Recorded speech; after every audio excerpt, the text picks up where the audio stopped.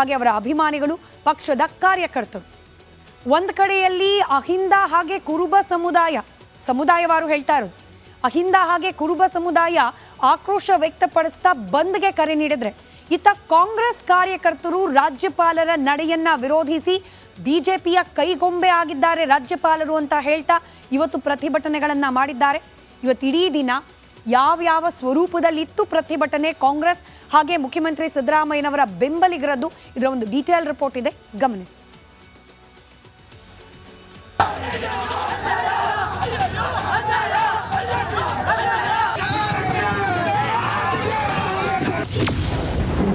ರಾಜ್ಯಪಾಲರ ವಿರುದ್ಧ ಹೆಚ್ಚಿದ ಕೈ ಕಿಚ್ಚು, ಸಿಎಂ ಪರ ರಸ್ತೆಯಲ್ಲೇ ಉರುಳು ಸೇವೆ.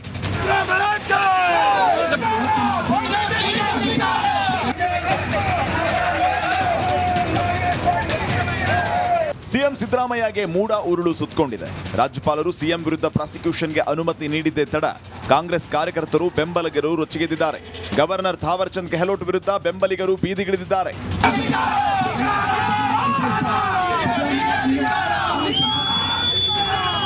ಇವತ್ತು ಕೂಡ ಬೆಂಗಳೂರು ಸೇರಿ ರಾಜ್ಯದ ವಿವಿಧೆಡೆ ಕಾರ್ಯಕರ್ತರು ಪ್ರತಿಭಟನೆ ನಡೆಸಿದರು. ಬೆಂಗಳೂರಿನ ಮಾಗಡಿ ರಸ್ತೆಯಲ್ಲಿ ಬೆಳ್ಳಂಬೆಳಿಗ್ಗೆನೆ ಕಾರ್ಯಕರ್ತರು ಭಾರಿ ಹೈ ಡ್ರಾಮಾ ನಡೆಸಿದರು. ಜಿಟಿ ಮಾಲ್ ಎದುರು ಕಾರ್ಯಕರ್ತರು ಪ್ರೊಟೆಸ್ಟ್ ನಡೆಸಿದರು. ಆಗ ಪೊಲೀಸರು ಪ್ರತಿಭಟನಾಕಾರರನ್ನ ವಶಕ್ಕೆ ಪಡೆದರು.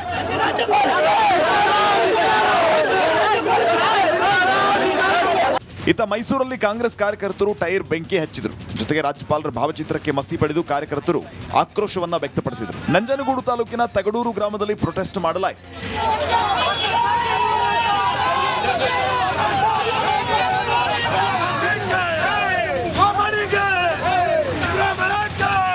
ಸಕ್ಕರೆನಾಡು ಮಂಡ್ಯದಲ್ಲಿ ಮಳವಳ್ಳಿಯಲ್ಲಿ ಶಾಸಕ ನರೇಂದ್ರ ಸ್ವಾಮಿ ನೇತೃತ್ವದಲ್ಲಿ ಪ್ರತಿಭಟನೆ ನಡೆಸಲಾಯಿತು. ಪಟ್ಟಣದ ತಾಲೂಕು ಪಂಚಾಯಿತಿ ಕಚೇರಿಯಿಂದ ಅನಂತರಾಮ್ ವೃತ್ತದವರೆಗೆ ಪ್ರತಿಭಟನೆ ರ್ಯಾಲಿ ನಡೆಸಿದರು. ಈ ವೇಳೆ ರಾಜ್ಯಪಾಲರ ವಿರುದ್ಧ ಧಿಕ್ಕಾರ ಕೂಗಿ ಆಕ್ರೋಶವನ್ನು ವ್ಯಕ್ತಪಡಿಸಿದರು. ಇದೇ ವೇಳೆ ಕಾರ್ಯಕರ್ತರು ಸಿದ್ದರಾಮಯ್ಯಗೆ ಯಾವುದೇ ಸಮಸ್ಯೆ ಆಗದೆ ಇರಲಿ ಅಂತ ರಸ್ತೆಯಲ್ಲಿ ಉರುಳು ಸೇವೆ ಮಾಡಿದ್ದು ವಿಶೇಷವಾಗಿತ್ತು.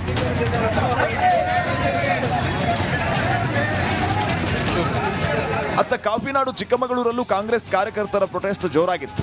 ಅಜ್ಜಂಪುರ ಪಟ್ಟಣದಲ್ಲಿ ಹೆದ್ದಾರಿ ತಡೆದು ಟೈರ್ಗೆ ಬೆಂಕಿ ಹಚ್ಚಿ ಆಕ್ರೋಶವನ್ನ ವ್ಯಕ್ತಪಡಿಸಿದರು.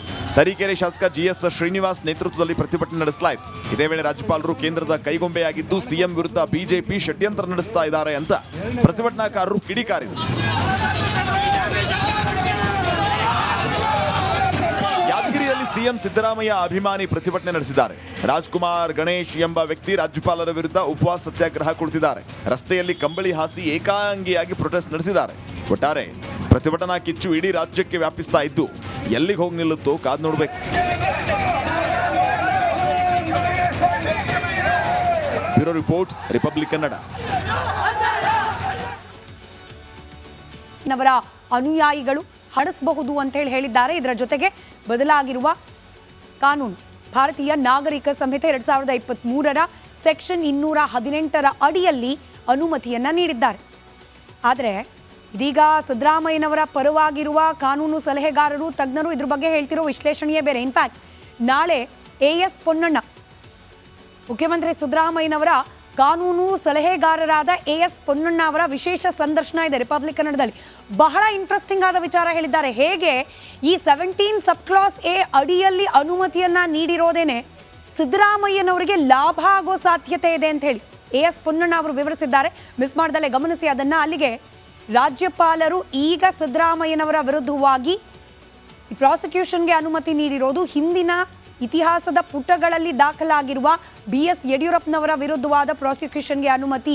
ಆ ಪ್ರಕರಣವನ್ನ ಹೋಲಿಕೆ ಆಗ್ತಾ ಇದೆ. ಅಂದು BSY, ಇಂದು ಸಿದ್ದರಾಮಯ್ಯ ಅಷ್ಟೇ. ನಿನ್ನೆಯಾದ ಬೆಳವಣಿಗೆ ಅದರ ಮುಂದುವರೆದ ಭಾಗ ಅನ್ನೋ ರೀತಿಯಲ್ಲಿ ನಿನ್ನೆ ಈ ಮೂಡಾ ಸೈಟು ಹಂಚಿಕೆ ವಿಚಾರದಲ್ಲಿ ಅವ್ಯವಹಾರ ಆಗಿದೆ. ಅದರಲ್ಲಿ ಈಗಿನ ಮುಖ್ಯಮಂತ್ರಿಗಳಾದ ಸಿದ್ದರಾಮಯ್ಯನವರ ಪಾತ್ರ ಇದೆ. ಅಧಿಕಾರ ದುರುಪಯೋಗ ಮಾಡಿಕೊಂಡ ಪ್ರಕರಣ ನಡೆದಿದೆ ಅಂತ ಹೇಳಿ ಒಟ್ಟು ಮೂವರು ರಾಜ್ಯಪಾಲರ ಅಂಗಳವನ್ನ ತಲುಪಿದ್ರು. ಮುಖ್ಯಮಂತ್ರಿ ಸಿದ್ದರಾಮಯ್ಯನವರ ವಿರುದ್ಧವಾಗಿ ಕಾನೂನಾತ್ಮಕವಾಗಿ ತನಿಖೆಯನ್ನ ನಡೆಸಲಿಕ್ಕೆ ಅನುಮತಿಯನ್ನ ನೀಡಿ ಅಂತ ಹೇಳಿ ರಾಜ್ಯಪಾಲರು ಅದಕ್ಕೆ ಅಸ್ತು ಅಂತ ಕೂಡ ಹೇಳಿದ್ದಾರೆ.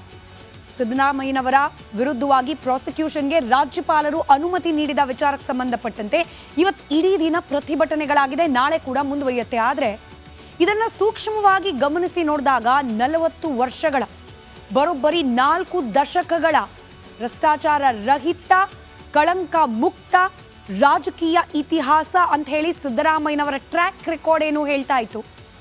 ಕಾಂಗ್ರೆಸ್ನ ನಾಯಕರು ಖುದ್ದು ಸಿದ್ದರಾಮಯ್ಯನವರೇ ಇದನ್ನ ಬಹಳ ಹೆಮ್ಮೆಯಿಂದ ಹೇಳ್ಕೊಳ್ತಾ ಇದ್ರು. ಆ ರಾಜಕೀಯ ಇತಿಹಾಸಕ್ಕೆ ಕಪ್ಪು ಚುಕ್ಕೆ ಬಿದ್ದಂತಾಗಿದೆ. ಆದರೆ ಇದು ಹೊಸತೇನಲ್ಲ. ಈ ಹಿಂದೆ ಯಡಿಯೂರಪ್ಪನವರ ವಿಚಾರದಲ್ಲಿ ಆದಂತೆಯೇ ಆಗ್ತಾ ಇದೆ. ಹಿಸ್ಟ್ರಿ ರಿಪೀಟ್ ಅಂತ ಕೂಡ ಕೆಲವರು ಮಾತನಾಡ್ತಿದ್ದಾರೆ. ಸಿದ್ದರಾಮಯ್ಯನವರ ವಿಚಾರದಲ್ಲಿ 14 ಸೈಟ್ಗಳ ಅಕ್ರಮ ಹಂಚಿಕೆ ಆರೋಪದ ವಿಚಾರದಲ್ಲಿ ಆಗ್ತಾ ಇರುವ ಬೆಳವಣಿಗೆಗೂ ಹಿಂದೆ ಇತಿಹಾಸದಲ್ಲಿ ನಡೆದ ಘಟನೆಗೂ ಯಾವ ರೀತಿ ಸಾಮ್ಯತೆ ಇದೆ, ಈ ಕುರಿತಾದ ಒಂದು ಇಂಟ್ರೆಸ್ಟಿಂಗ್ ರಿಪೋರ್ಟ್ ಇದೆ, ವರದಿ ಇದೆ, ಗಮನಿಸಿ.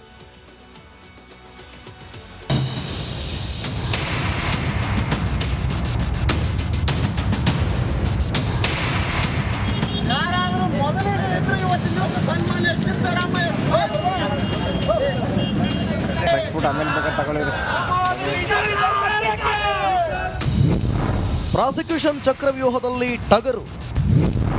ಅಂದು ಬಿಎಸ್ವೈ, ಎಂದು ಸಿದ್ದರಾಮಯ್ಯ. ಎಸ್ ವೀಕ್ಷಕರೇ, ಅಹಿಂದ ನಾಯಕ ಒಂದೇ ಒಂದು ಕಪ್ಪು ಚುಕ್ಕೆ ಇಲ್ಲದ ಸಿದ್ದರಾಮಯ್ಯಗೆ ಇದೀಗ ತನಿಖೆ ಭೂತ ವಕ್ಕರಿಸಿದೆ. ಮೂಡಾದ 14 ಸೈಟ್ಗಳ ಅವ್ಯವಹಾರ ಆರೋಪದಲ್ಲಿ ಸಿಎಂ ವಿರುದ್ಧ ರಾಜ್ಯಪಾಲರು ಪ್ರಾಸಿಕ್ಯೂಷನ್ಗೆ ಅನುಮತಿ ನೀಡಿದ್ದಾರೆ. ಇದು ರಾಷ್ಟ್ರ ಮಟ್ಟದಲ್ಲಿ ಜ್ವಾಲಾಮುಖಿಯಾಗಿ ಸ್ಫೋಟವಾಗಿದೆ.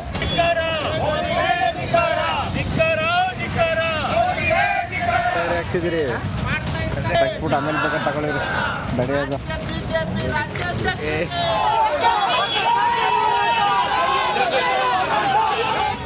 2011ರಲ್ಲಿ ಸಿಎಂ ಆಗಿದ್ದ ಬಿಎಸ್ ಯಡಿಯೂರಪ್ಪ ಕೂಡ ಇಂಥದ್ದೇ ಸಂಕಷ್ಟ ಎದುರಾಗಿತ್ತು. 13 ವರ್ಷಗಳ ಬಳಿಕ ಪಾತ್ರಗಳು ಅದಲು ಬದಲಾಗಿದೆ ಅಷ್ಟೇ. ಹೌದು, ಮಕ್ಕಳ ಹೆಸರಿಗೆ ಜಾಗ ಡಿನೋಟಿಫೈ, ಅಕ್ರಮ ಗಣಿಗಾರಿಕೆ ಆರೋಪದಲ್ಲಿ ಬಿಎಸ್ವೈ ಜೈಲು ಸೇರಿದ್ರು. ಆಗಿನ ರಾಜ್ಯಪಾಲರಾಗಿದ್ದ HR ಭಾರದ್ವಾಜ್ ಪ್ರಾಸಿಕ್ಯೂಷನ್ಗೆ ಅನುಮತಿ ನೀಡಿದ್ರಿಂದ ಯಡಿಯೂರಪ್ಪ ಕೂಡ ಸಿಎಂ ಕುರ್ಚಿ ಬಿಟ್ಟು ತನಿಖೆ ಎದುರಿಸಿ ಕಂಬಿ ಎಣಿಸಿದ್ರು. ಇದೀಗ ಬರೋಬ್ಬರಿ 13 ವರ್ಷಗಳ ಬಳಿಕ ಸಿದ್ದಿಗೂ ಇದೇ ಪರಿಸ್ಥಿತಿ ಎದುರಾಗಿದೆ. ಆದ್ರೆ ಇಂಥದ್ದೇ ಸುಳಿಯಲ್ಲಿ ಸಿಎಂ ಸಿದ್ದು ಸಿಲುಕಿದ್ದು ನಾಳೆ ಪ್ರಾಸಿಕ್ಯೂಷನ್ ಪ್ರಶ್ನಿಸಿ ಹೈಕೋರ್ಟ್ಗೆ ಅರ್ಜಿ ಸಲ್ಲಿಸಲಿದ್ದಾರೆ. ಈಗಾಗಲೇ ರಾಜ್ಯಕ್ಕೆ ಹಿರಿಯ ವಕೀಲರಾದ ಸಿಬಲ್ ಸಿಂಘ್ವಿ ಆಗಮಿಸಿದ್ದು ಸಿದ್ದು ಪರ ವಾದ ಮಾಡಲಿದ್ದಾರೆ. ಇನ್ನು ಕೇಂದ್ರ ಸಚಿವ ಕುಮಾರಸ್ವಾಮಿ ಡಿಕೆಶಿ ವಿರುದ್ಧ ಬಾಂಬ್ ಸಿಡಿಸಿದ್ರು. ವಿಪಕ್ಷ ನಾಯಕ ಆರ್ ಅಶೋಕ್ ಕೂಡ ಕಿಡಿಕಾರಿದ್ರು. ಬಂಡೆ ಅನ್ನೋದು ಇದೆಯಲ್ಲ, ಆ ಬಂಡೆನೇ ಡೇಂಜರ್ ಅಲ್ಲಿ. ಇವತ್ತು ನಮ್ಮ ಪಶ್ಚಿಮ ಘಟ್ಟದಲ್ಲಿ ಕೊಡಗಲ್ಲಿ ಬೀಳ್ತಾವಲ್ಲ, ಮೊನ್ನೆ ವಯನಾಡಲ್ಲಿ ಲ್ಯಾಂಡ್ ಸ್ಲೈಡ್ ಆಯ್ತಲ್ಲ, ಲ್ಯಾಂಡ್ ಸ್ಲೈಡ್ ಆಗಿದ್ದು ಆ ಬಂಡೆ ರಕ್ಷಣೆ ಕೊಡ್ತಾ? ಆ ಲ್ಯಾಂಡ್ ಸ್ಲೈಡ್ ಆಗಿ ಇವತ್ತು ಹಲವಾರು ಜನ ಸಾಯ್ಲಿಕ್ಕೆ ಆ ಬಂಡೆಗಳೇ ಕಾರಣ. ಕರ್ನಾಟಕದಲ್ಲೂ ಈ ಬಂಡೆಗಳೇ ಕಾರಣವಾಗ್ತಕ್ಕಂಥ ದಿನ ದೂರ ಇಲ್ಲ. ನೋಡೋಣ ಬನ್ನಿ. ಎಲ್ಲ DK ಶಿವಕುಮಾರ್ ಅವರು ಒಳಗಡೆ ಒಂದು ಹೊರಗಡೆ ಒಂದು ಅಂತಾನೆ ಹೇಳ್ತಾ ಇರೋದಲ್ಲಿ. ನನಗೆ ಅವ್ರು ನಿಂತವ್ರೋ ಅವ್ರು ಕೂತವ್ರೋ ನನ್ಗೆ ಗೊತ್ತಿಲ್ಲಪ್ಪ. ಅವ್ರು ನಿಂತವ್ರೋ ಕೂತವ್ರೋ, ಅವರು ಪದೇ ಪದೇ ಹೇಳಿದ್ದಾರೆ ನಾನು ಸನ್ಯಾಸಿ ಅಲ್ಲ, ನಾನು ಮುಖ್ಯಮಂತ್ರಿ ಆಗಬೇಕು ಅಂತ ಹೇಳಿ.